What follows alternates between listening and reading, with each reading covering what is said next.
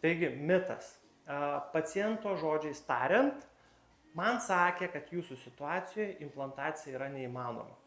Mito išrišimas, iš tikrųjų taip gali būti labai labai retai. Ir šitoje vietoje susidurime gal su tokia problema, kad pacientai nesikonsultuoja pas tos srities specialistus. Tai pavyzdys būtų toksai. Jeigu aš noriu dėtis breketus, tiesinti dantis, aš einu pas gydytoją ortodontą. Jeigu man reikia protezuoti dantis, aš konsultuojuosi su restauratorium, su protezuojančiu gydytoju. Taip?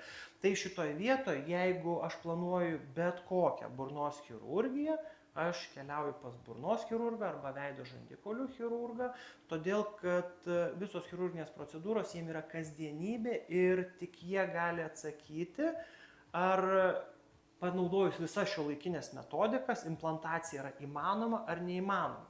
Apie 99% visų atvejų implantacija yra įmanoma. Pagrindinis dalykas - bendra pacientų sveikata, tai čia anamnezė. O toliau, jeigu yra paprasta implantacija, jokių problemų. Jeigu yra kažkokia sudėtinga situacija, tai tiesiog eina kalba apie laiką, gal finansinius resursus, kaulo operacinę techniką, kurią gali pasirinkti chirurgas, bet iš esmės dažniausiai. Taip, nes ten atsiremiam į tai, kad reikalinga kaulo rekonstrukcija, minkštų audinių pastų, dantenų sutvarkymas ir tiesiog, sakau, dažniausiai įmanoma, tik priklauso nuo to, kokią techniką reikia panaudoti. Tai tikrai mitas yra paneigtas.